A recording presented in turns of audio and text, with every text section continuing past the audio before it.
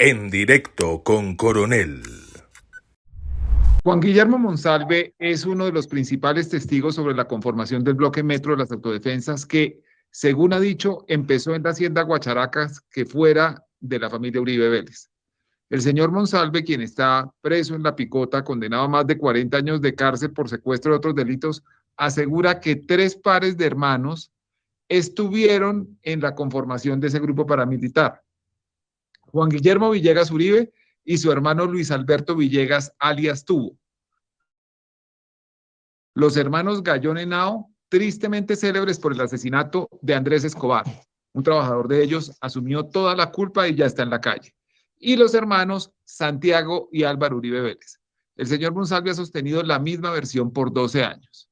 Buenos días, señor Juan Guillermo Monsalve. Para empezar esta conversación le pedimos que nos cuente qué sabe de la conformación del bloque Metro. Buenos días, señor coronel. Pues para los años 90, cuando se empezó,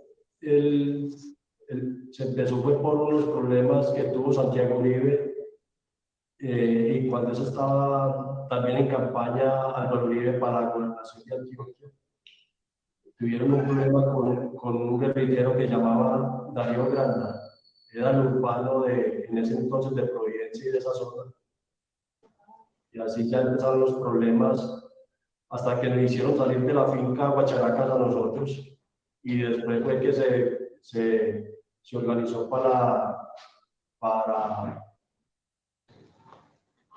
¿cómo se dice?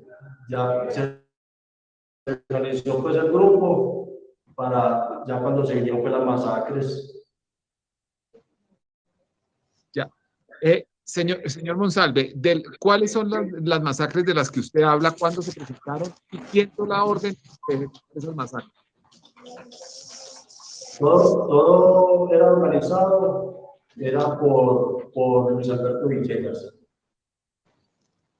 Y la masacre se vino, la que pasó en San José de Luz, la que pasó en Providencia. La de Providencia es la que tenía que ver con todo lo que tenía que ver con el robo del ganado, con la maldad del trabajador de la finca Guacharacas, con Torías. Y todo lo que tenía que ver con eso se murieron. Y usted dice que detrás de esa orden estaba Luis Alberto Villegas, alias Tubo, que es el hermano de Juan Guillermo Villegas, una persona que ha sido grabada recientemente hablando con el expresidente Álvaro Uribe, que es una amistad de varias generaciones. Yo quiero preguntarle exactamente qué le consta a usted del papel de Santiago Uribe Vélez y de Álvaro Uribe Vélez en estos hechos. Que Santiago Uribe estuvo presente allá como, si no estoy mal, 2 o 3 ocasiones. Y que Luis Alberto Villegas tenía comunicación. Y, por ejemplo, dice Álvaro Uribe que él vendió la finca, ¿no? La finca fue una de las condiciones para mi papá ir a la finca, tenía que cambiarle el nombre del propietario a la finca y se puso a nombre de los hermanos Gallones.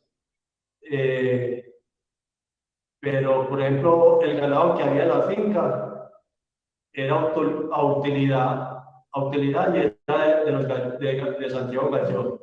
Y si la finca era de Santiago Gallón, ¿por qué los ganados tenían que estar a utilidad? La finca era de los Uribes, sino que mi papá fue una de las condiciones que pidió para volver a la finca, que le cambiaran de nombre a los propietarios, pero como lo hicieron salir porque pertenecía a los hermanos Uribe, esa condición la puso mi papá antes de llegar allá. ¿Y cuál era la relación entre los Uribe y los Gallón Henao? Pues ellos siempre han tenido una buena amistad. Siempre. Ok. ¿A usted particularmente le consta la participación de Álvaro Uribe Vélez en esos hechos ilícitos? ¿Usted lo vio allá? ¿O? Por ejemplo, La finca no era de Santiago, no era de Luis Alberto Villegas, la finca no era de Santiago Gallón. Ellos no van a comprar un problema de otro, ellos están haciendo el favor. Ellos llegaron allá para hacer el favor a Uribe para recuperar la finca. Sí, señor. Entiendo lo que me dice, pero particularmente le quiero preguntar, ¿qué le consta a usted en relación con el papel personal de Álvaro Uribe Vélez en estos hechos? Pues en que él tenía la comunicación con Uribe, con Luis Alberto Villegas, y cualquier cosa que necesitaba así. Por ejemplo, el grupo que llegó de Urabá, en ese entonces Autodefensas Campesinas de Corzo de Urabá, prestaron la seguridad a mi papá, los que estábamos allá en la finca al principio. A nosotros nos coge la guerrilla en un descuido de ellos. Y cuando eso, Luis Alberto llama a Uribe y le dice que pues, no es como si no era suficiente esa seguridad para nosotros, la que tenía, y reforzaron con ejército, andar en conjunto. Y en eso estaba un sargento Jorge Hernández Arias Palagua, que le tocó renunciar del ejército por vínculos paramilitares y por masacre. Algunos testigos llevados al proceso actual. El proceso actual no es el de la conformación del bloque Metro de las Autodefensas, sino es un proceso, digamos, derivado de eso, por soborno de testigos, entre otras cosas, usted como testigo, y fraude procesal. Algunas declaraciones presentadas en este proceso contra Álvaro Uribe han afirmado que nunca hubo paramilitares en Guacharacas. Es más, dicen que ni siquiera en esa zona hubo paramilitares. ¿Usted qué dice ante esas declaraciones? No, están mintiendo. Ellos están mintiendo. Lo que están hablando lo que les conviene a ellos. Pero, por ejemplo, Miguelito dice que nunca vio un grupo armado allá. Y cuando nos cogió la guerrilla, y papá y a mí, ahí va Miguelito también. Él fue uno de los que nos cogió la guerrilla. ¿Cómo se tomó las represalias en ese momento también del día que nos cogió la guerrilla a nosotros? Ese fue la causa de la guerrilla en ese entonces. Y Miguelito, ¿cómo va a decir de que no había grupos armados si de una se llenó de eso? Señor Monsalve, usted dice fue el acabose de la guerrilla. Le quiero preguntar particularmente por una persona que usted nombró que se llama Darío Granda, que conocían con el alias de Darío Gigante. ¿Qué pasó con esa persona? Él se mató, a él se mató, bueno, resulta que al tiempo de las masacres, a él lo capturó el ejército. Y él se salvó para cuando se entró en la primera masacre. Después, él era cuñado del inspector de San José de Luz y era cuñado mío, porque yo tengo un hijo con una hermana de él. Para ese entonces ya lo tenía. Y al tiempo él resultó siendo del bloque Metro, pero trabajaba como de urbano en el Portal, en el pueblito de Castañeda. Cuando Esa persona pasó de la guerrilla a los paramilitares. Sí, pero estoy hablando eso ya era en los años 2000. Ok. Y en una vez y Villegas y Santiago Gallón, y yo me enteré que Darío Gigante había ido, eso fue para finales del 2002. Y yo me enteré que había visto a Darío Gigante y que estaba en la organización. Y ahí mismo ya dieron la orden de que lo mataran. ¿Quién dio? ¿Qué persona? Ese día Santiago se ocultó que porque estaba mal y más con la organización, que porque estaba parado todavía. Entonces, él se mató un sábado a mediodía en Providencia, en un estadio. Usted dice se mató. ¿Quién apretó el gatillo y quién dio la orden, señor Monsalve? Ese día Santiago Uribe dijo que porque estaba en vivo, ese fue, por culpa de él, fue que quemaron la finca y él fue que nos hizo la reunión para sacarnos de la finca. Darío Gigante. Darío Granda, alias Gigante. Sí, señor. Bueno, volvamos a un tiempo más reciente, señor Monsalve, si usted está de acuerdo. Desde diciembre del año 2017, Ricardo Williamson, que es una persona que es pariente de un compañero de reclusión suyo, de Enrique Pardo Hache, estaba diciendo que usted quería retractarse. Diciembre de 2017. ¿Usted sabe de dónde salió esa versión? Yo, pues, eso fue inventado de ellos, porque yo en ningún momento he querido retratarme. Jamás se me ha pasado por la mente. Jamás. De yo retratarme, jamás. Y eso lo inventaron ellos porque, es más, ellos le empezaron, Pardo Hache le empezó a decir eso de noviembre del 2017. Me empezó a hablar mal de Iván Cepeda y que ese viejo hijo de puta guerrillero empezó a decir así. Que yo qué hacía, si yo era paramilitar, yo qué hacía apoyando a un guerrillero. Que mire que si ellos seguía así, uno se volvía como Venezuela y algo así, hablando babosadas así. Y que él tenía una persona muy importante para que viniera a hablar conmigo. Pero Eso en noviembre de 2017 empieza a suceder. ¿Y usted qué le decía al señor Pardo Hache cuando le decía ese tipo de cosas? No, yo le decía que no, yo no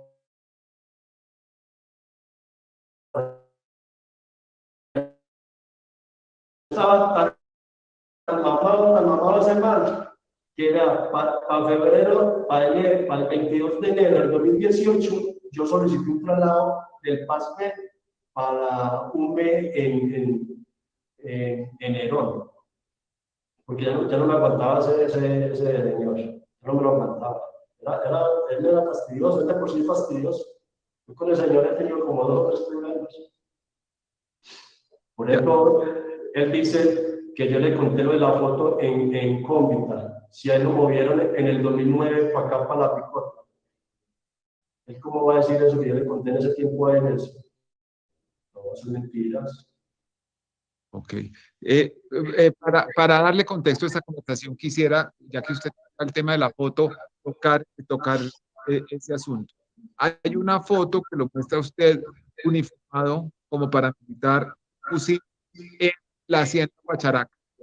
Y que Pardo Hache dice, usted le dijo que eso era un montaje. Realmente nunca había sido militar y menos en la hacienda Guacharaca. Esa es la en la cárcel de Cómbita. Ahora usted nos quiere contar su versión sobre afirmación del señor Pardo Hache. No, yo nunca he tocado ese tema con él, y menos en Cómbita, y menos para el 2009, que él estuvo allá. Si pueden mirar cuando lo movieron a él para la Picota, lo movieron en el 2009. Y esto empezó en el 2011, cuando yo fui a Justicia y Paz y me rechazaron en Justicia y Paz. Yo nunca toqué estos temas, y menos si no me habían ni condenado hace tiempo ni nada. Pues a mí me condenan en el 2010 y en el 2011, cuando yo veo las noticias de un TASI, es que yo busco a Justicia y Paz de Medellín y empiezo este martirio, pero yo en ningún momento yo le dije, Pardo, es que tengo una foto así, y esa foto yo nunca la tuve en la cárcel. Esa foto la tenía un familiar mío y se la entregó al senador Iván Cepeda, pero yo nunca, ni toqué el tema de esa foto con Caliche ni con nadie de esa gente. Esa gente dijeron eso porque ellos los que los pusieron a que hablaran eso, pero no porque yo le haya dicho a ellos, jamás. Señor Monsalve, usted dice que trató de declarar ante Justicia y Paz de Medellín y empezó este infierno. ¿Por qué fue un infierno? ¿Qué fue lo que trató de declarar y por qué no pudo declarar como usted quería? Porque vea, yo participé en algo que sucedió con la gente de un taxi. Yo fui partícipe de eso y yo sabía dónde estaban ellos. Y eso lo sacaron a mediodía un sábado en el 2011 y en las noticias y encontraron el caso. Me llevan a mí en Medellín y me ponen a el fiscal 45 de Justicia y Paz y me ponen a jurar a decir la verdad y nada más que la verdad. Y yo dije, juro. Cuando me dice cómo empezó en el bloque metro, empecé a comentarle y él ya apagó la cámara porque fue con video. Apagó la cámara y una vez dijo que ya no me recibía la declaración. ¿Por qué? Porque le dije cómo había empezado yo antes de ser bloque metro. Entonces de una vez me dijo que no me recibía la declaración y me echó para atrás. En esa declaración, ¿usted a quiénes mencionaba? Que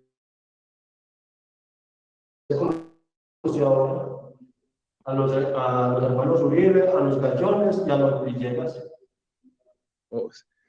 Ahora volvamos al año 2017. ¿Cuándo retractarse de su declaración de Álvaro Uribe? No, yo siempre las he tenido. Antes yo renuncié a esto en el 2013. Renuncié de que no volvía a salir a una diligencia, porque cuando yo iba a hablar y iba a tocar como de masacres, que por la manera que yo tengo, me decían de que, ante la corte, de que podía ser usado en mi contra. Entonces me decían, por acá no, porque si dice eso, es usado en su contra, entonces se perjudica a usted y uno como funcionario no lo podemos dejar perjudicar. Tenemos que hacer, yo dije, que no me olvidara llamar a eso si uno tenía que andar concisada en la declaración, que por aquí sí, por acá no. Y después de poner una hora a uno decir la verdad. Entonces yo renuncié a eso en el 2013. Pero antes de eso venían a decirme pues, que no siguiera con el caso. Y ya cuando se presentó eso en el 2003, en el 2017,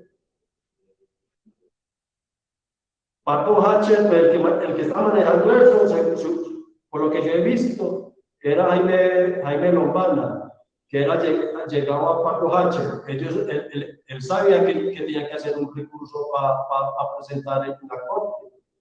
Yo no sabía nada de eso, y a mí ¿qué me beneficia? Yo retratarme sí o no. Yo no necesitaba retratarme ni nunca he buscado eso. Ni me buscaron es porque yo lo necesitaba, no porque yo necesitaba retratarme ni nada de eso. Señor Monsalve, el abogado Jaime Lombana no era abogado de Álvaro Uribe en este caso en el que lo involucraba usted, es abogado en otros casos. Él dice que la relación con la señora Williamson, con quien fue a la cárcel, era una relación, pues, digamos, de amistad y familiaridad, porque en ese momento él tenía un romance con la hija de esta señora, pero No, conoce a los demás. Pero miren que cuando la abogada de Paco Hacher pedía ser víctima o quería entrar al proceso, ella dice que Jaime Lombana es un mentiroso, que porque la que le llevaba el proceso de salud era ella y no él, y que ella lo tenía muy adelantado, así que él estaba mintiendo. Sí, sí recuerdo, es la doctora Laura Valentina, no recuerdo el apellido, pero sí. Y ella también dice que Jaime la citó a ella y que estaba con la novia en la oficina para decirle que pidiera de entrar a Paco Hacher a la G. Sí, Laura Valentina Muñoz, si recuerdo bien. Sí, creo que es una declaración que no se ha explorado, pero ya va a llegar el momento en que vamos a hablar de esa reunión en la sala de visitas, en ese comedor en La Picota, en donde se sucedieron los hechos. Pero básicamente, Lombana sostiene que él solo tenía esa relación familiar y casual y que fue casi que por un gesto humanitario de ver a Pardo Hache y que eso nada tenía que ver con usted. Él no intentó nada con usted, ni lo saludó directamente, ni habló con usted, ni nunca ha hablado con usted por fuera de una declaración que dio después usted en el Consejo Superior de la Judicatura o en la sala disciplinaria, alguna de esas instituciones. No, no, es que es verdad, él no habló conmigo, pero es una forma de presionar, porque yo vea que eso es también seguridad mi compa, que yo me retratara. Eso, sino que la fiscalía se hace los locos con el tema, pero es una forma de presionar para que uno se retrate. Bueno, ¿cuándo empezaron las comunicaciones? ¿Cuándo supo usted que Diego Cadena iba a ir a la cárcel? Más o menos, si no es mal, que salió, que le iban o sea, él empezó que iba a ir a alguien muy importante a visitarme al pasar. Y eso fue en noviembre. Y cuando ya estaba a punto de que como que le dictaran lo que es a Uribe, lo de la Corte Suprema, ya como antes de eso me dijeron de que si se iba a recibir a un abogado de parte de ellos. Cuando ya ellos me dicen a mí, cuando Pato Hacho me dice a mí que bueno, que ya está un abogado para que va a bajar a hablar con él, yo ahí fue donde yo le informé al señor Iván Cepeda. Ya, ¿cuándo surge la idea de conseguir un reloj con una cámara espía para grabarlo? ¿De quién surge esa idea y cómo le llegó a usted el reloj? Vea, lo que pasa es que Pato Haches llamaba de un teléfono de un señor Manuel Salvador Ospina, allá por el 5. Yo hablo ya, por ejemplo, el tema de él porque él ya murió. Entonces, él es el que mata a Carlos Castaño, o el 5. Okay. Bueno, y resulta de que entonces, como él era autodefensa, Pato Hache pensó que si le decía a él que me dijera a mí que bajara allá, y Pato Hache llamaba el teléfono de él. Entonces, resulta de que él me dice que no, que pilas con bajar allá porque me van a trampear, que me necesitan colocar al frente de una cámara para que sea la palabra de ellos contra la mía, que no baje porque me van a poner una trampa. Le advierte el señor Manuel Salvador Ospina. Sí, señor. Ok. Entonces, ahí yo dije, bueno, si es así, yo mando el reloj. Ya, así yo hubiera bajado a hablar con ellos. Uno hubiera bajado, el problema hubiera sido igual. Porque ellos son así, ellos siempre es con mentiras y con de todos los montajes para perjudicar a la persona. A las buenas o a las malas. Entonces, yo por eso hice el tema del reloj. ¿Cómo se le ocurrió lo del reloj? ¿Usted cómo sabía que existía ese reloj que se podía grabar clandestinamente? ¿Cómo fue esa idea? Me parece que lo buscamos por Mercado Libre. La idea fue como si fuera un lapicero o en qué se podía firmar y algo así. Y yo vi que el reloj era como mejor para eso. Ok.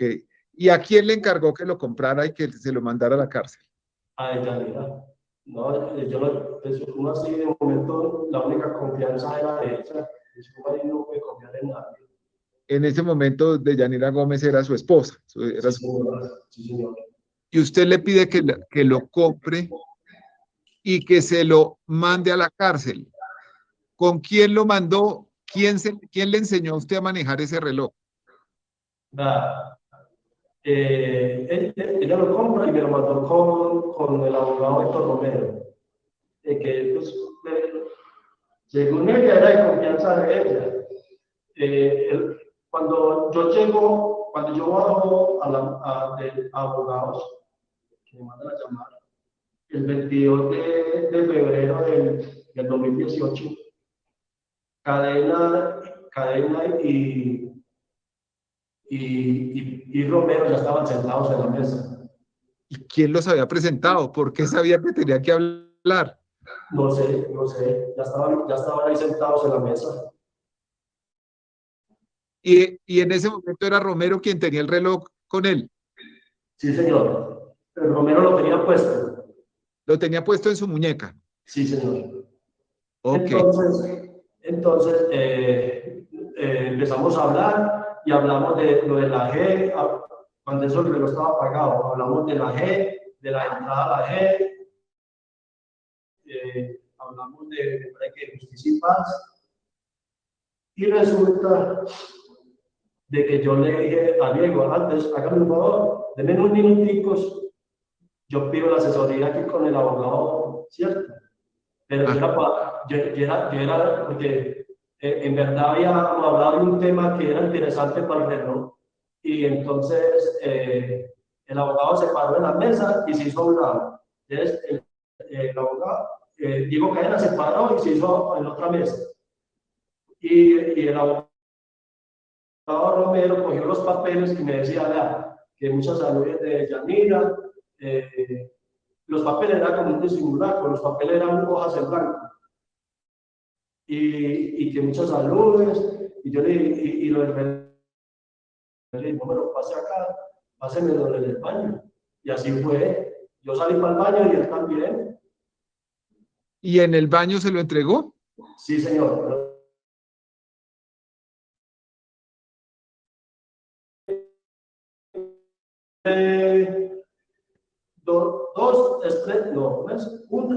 Cuando alumbra una es prendido y cuando alumbra dos es apagado, me parece que es así. Y él me lo enseñó en el baño, yo me lo puse allá y ya me vine con el reloj. Señor Monsalve, no sé si estoy recordando mal, pero el circuito cerrado de la cárcel me da la impresión que evidentemente, como usted dice, están antes de que usted llegue, el abogado Héctor Romero y este señor Diego Cadena hablando. Después se retira Cadena y después se ve usted solo caminando hacia el baño. No recuerdo la imagen de que Romero también fuera al baño a lo del reloj. Él no lo pasó con el baño, él no me lo pasó ahí delante. No, porque, Él no se lo pasó en la mesa, sino en el baño. Porque si yo me pongo el reloj ahí delante de ellos para sospechar, tanto que después de eso, yo no sé si fue la segunda Cadena me decía, no, mira los graba o alguna cosa así. No, no están maricanas. Ok. Y una cosa que le iba a preguntar, mientras esto estaba pasando, mientras sucedía la visita de Diego Cadena a la cárcel que usted grabó con ese reloj, seguían existiendo otras presiones por esos mismos días, porque era una semana muy crucial.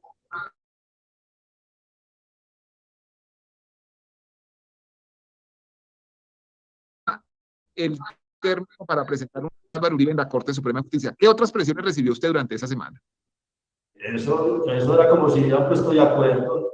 Estaba Carlos López, el área del llanero de Neiva. Ese estaba, como decía el que estaba Hernán Prada, estaba que le reventaba ese ombligo. Yo no sé por qué le dio esa parte de que yo sacara esa retratación. Entonces usted recibía al mismo tiempo mensajes de audio, llamadas de alias Alito Llanero, la visita de Diego Cadena y la presión de Pardo Hache dentro de la cárcel. Sí, señor, claro. ¿Al mismo tiempo su familia recibía alguna presión? No, para marzo del 2018, ellos llamaron porque cuando se puso, eso fue el 23 de marzo, Diego me decía, bueno, firmemos pues, traía una cosa de Montblanc. La estoy estrenando, venga, yo la estreno como si fuera una agenda de Montblanc. Entonces, venga, yo la estreno con usted para que sacamos esa carta, pues. Y entonces sacaba la lapicero y yo le decía, no, yo la hago una ambiente muy bien tranquilo, que tal cosa, yo la hago bien y la mando con mi mujer y eso así. Entonces, para darle una garantía, tocamos el tema de Juan Villegas el 23 de marzo. Y entonces me dice, bueno, Juan Villegas, yo vengo pues el 26. Imaginen que él dice que se anexó en el visitor mío desde el principio. Y él aparece en mi visitor anexado el 20 de marzo. Y yo el 20 de marzo no bajé de donde él, y él está anexado, o sea que el 20 de marzo él tuvo que haber venido a hablar con Pato H, porque las veces que dentro de mí son el 22 de marzo, el 23 y el 26 de marzo. Sí. Buenos días. Ellos fueron, para la garantía, fueron donde supuestamente cuadraron con Juan Villegas y ya le hicieron una llamada a mi mamá para que yo sí me sintiera tranquilo de hacerlo de la retratación. Volvamos a esa semana crítica del 21. ¿Usted cómo saca el reloj de la cárcel? ¿Cuándo sale, después de que usted ha efectuado esa grabación del señor Cadena diciendo lo que dijo y está grabado? Eso fue el 22 y se necesitaba para el 23. Según ellos, necesitaba la retratación para el 23. Yo el reloj, creo que lo mandé, el reloj lo mandé con la visita el día 25, me parece. Sí. ¿Visita de quién? De Yanira, yo lo mandé con ella. Sí, señor. Y hubo un segundo reloj. Sí, señor. Ese fue cuando me volvieron a buscar casi al mes. Ellos me vinieron a buscar para marzo otra vez. Pero, señor Monsalve, cuénteme cómo entró ese segundo reloj, en qué fecha entró y para qué lo usó usted. Porque después de que yo no me retraté, Pato Hacher se me arrima el día de las elecciones de senador, para el Senado del 2018, eso fue para marzo. Se me arrima y cuando dieron los resultados, nosotros estábamos mirando el televisor del patio y él me dice, sí, mira con quién tiene que estar, algo así. Sí, mira para el lado que tiene que estar, porque como supuestamente ganaron más senadores del Centro Democrático. Entonces, se me arribó parte pensando que no me hablaba, me dejó de hablar y me dijo eso. Y como para el 18 de marzo empezó otra vez a decirme que dijo que él iba a venir, que para si me iba a volver a atender, que tal cosa, que si me iba a retratar, me dijo así. Y yo empecé ya a gestionar para el otro reloj, para que desde me lo mandara. ¿Y cómo se lo mandó? Yo le pedí el favor a un abogado, Ya. algo así. No me acuerdo bien de la ella porque no era conocida ni mía ni nada. Ok. Entonces, a través de otra abogada, entró ese reloj a la cárcel y con ese reloj, ¿usted qué grabó? Yo grabé cuando me dice Pato Hacher que para que saliéramos a hablar con Diego Cadena. En esa ocasión, Diego Cadena llama a Romero para venir otra vez. Y entonces, Romero llama a Deyanira y le dice que Diego Cadena nos llamó para venir entonces, Deyanira me cuenta. Y yo le digo a Pablo que yo pueda no bajar, que como así que llamando a Romero, que para qué Romero. Entonces, ahí donde el abogado dice que Cadena es un huevo, y ahí donde dice que Jaime Lombana no estaba enterado de ese tema, que él no sabía eso, que él en ese momento le dice, me parece que, es más, si necesita si necesitamos que Jaime venga, que venga Jaime lo manda, pero no que venga, no, o sea, como tratando de bobo a cadena según Pardo Hache. Sí. Y recuerdo esa conversación en donde usted y Pardo Hache hablan de los abogados, Sí, hablan señor. abogados. Que utilizan esa conversación como para decirte que Lombana no sabía, no estaba enterado nada de lo que le estaba pasando. No, son mentiras. Pato Hache casi siempre mencionaba a Lombana. Bueno, además de Pardo Hache, de Cadena y de Caliche, ¿alguien más lo presionó de manera directa o indirecta para que cambiara su testimonio contra Álvaro Uribe? Que yo me acuerdo. Lo de Llanero. Ya. Es que existen comunicaciones claves del proceso entre el señor Juan Villegas, Juan Guillermo Villegas y familiares suyos. A través de esas comunicaciones le indicaron alguna vez que debía retractarse, le sugirieron cómo debía declarar, hubo presiones a sus familiares para que usted variara el sentido de su testimonio. Pues, a mí, de parte de ellos venían era para el 2013, 2002, sí, 2013, 2012, 2013. Pero, por ejemplo, él sí lo buscaba, pero es para que hablen en contra mío. Por ejemplo, para el 2011, que yo empecé a hablar, Jaime Granados fue con Juan Guillermo Villegas y otro abogado de apellido Monsalve a una finca por allá junto a Barbosa y Jaime Granados tiene un video poniendo a hablar a mi papá en contra mío.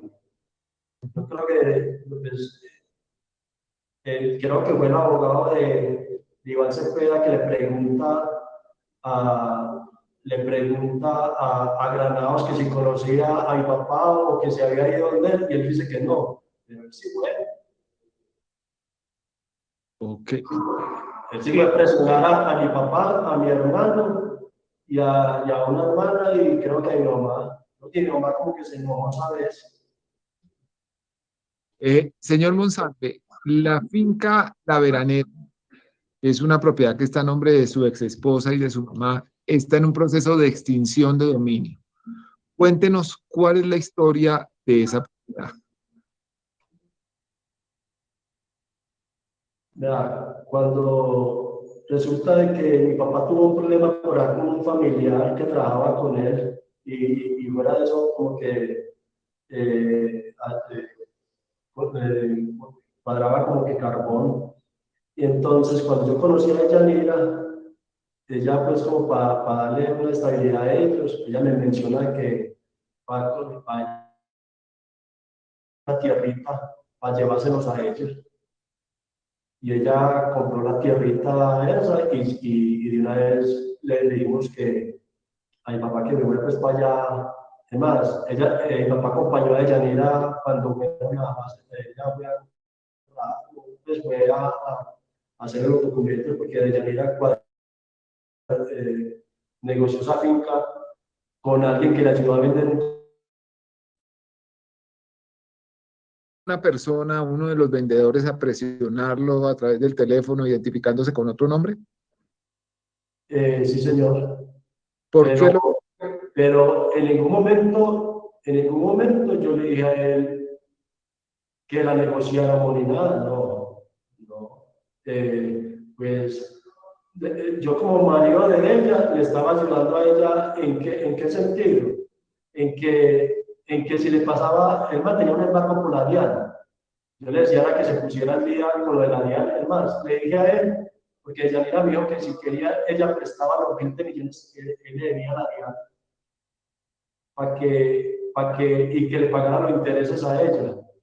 Porque es que una cosa era, si le pasaba algo a la persona esa, de Yanira perdía la propiedad. Entonces, eso es lo que me decía ella. Yo le decía a él que pusiera pues al día rápido con eso, porque ya iban como 2 años. Esa finca no es que, no, si habla como decía el hijo de Uribe, que si que esa finca fue entregada, que para que no la hagan mal de él. No, esa finca la negoció ella, no me acuerdo si en el 2016, 2015, algo así. Pues, en ningún momento yo estaba en diligencia ni nada de eso.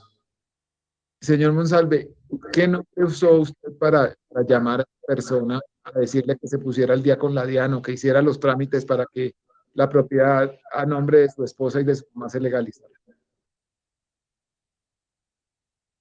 Yo no me acuerdo, pero que yo, pues que yo le haya dicho a él de otro nombre, no, pues, yo lo llamé como Juan. ¿Tiene usted más propiedades, señor Monsalve? No, señor. No, no. En algún momento se habló de unas minas. ¿Usted tiene alguna relación con minas cerca de su lugar de nacimiento? Lo que pasa es que uno allá es muy fácil hacerse a un puesto o a medio puesto en algo que uno ponga o patrocine un trabajador. Entonces, por ejemplo, si la mina no sirve y se acaba, ya uno pierde eso, ¿cierto? Y yo estaba patrocinando para la minita, pero no tengo mina ni nada de eso. Señor Monsalve, usted ha seguido las audiencias del caso de Álvaro Uribe. ¿Cuál es la impresión sobre el trabajo que está haciendo el fiscal Javier Cárdenas? Señor. Y que le preguntaba al señor Monsalve que si usted ha visto las audiencias públicas en el caso de Álvaro Uribe y si es así, ¿cuál es la impresión que usted tiene del trabajo del fiscal Javier Cárdenas? No, pues el fiscal Javier Cárdenas está haciendo el papel de Racumino o de Pato Hacher, porque el llanero y el abogado Hugo Tobar, que eso lo dijo Hugo Tobar, dijo de que habían sacado el proceso mío del Caquetá y se lo entregaban a Jaime Granados, dijo el abogado Hugo Tobar de Neiva. Y según este fiscal, dijo que Llanero era muy amigo mío, porque si era amigo mío, que porque fue a sacar el proceso para entregármelo a mí. A mí nunca me lo entregó. Y yo nunca lo mandé en asuntos de este. ¿No? Se lo entregaron fue a Jaime Granados. Es más, imaginen que me investigó con la cédula y termina en 31 y la cédula mía termina en 71. Y cuando él vio los documentos, miró los documentos que yo mandé a la G, pues, él hace una pausa donde se dio cuenta de que la cédula estaba mala, él me pedía la cédula mala. Si no me tiene bien identificado, estamos yo por eso, imagínense. Entonces, ese fiscal está haciendo papel de Racumín, de Paco Hacho, haciendo favores. Señor Monsalve, uno de los aspectos más controversiales del proceso de las audiencias que acaban de pasar en este proceso es la transcripción que la Fiscalía hizo de la grabación del reloj, porque es totalmente distinta a la que había hecho la Corte Suprema de Justicia.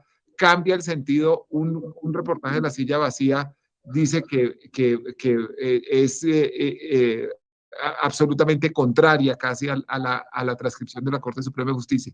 ¿Qué opinión le merecen a usted esas diferencias? No, él es el que está cambiando las cosas, porque si la Corte saca una cosa y él quiere mostrar otra, es porque él las quiere cambiar a favor del defendido de él.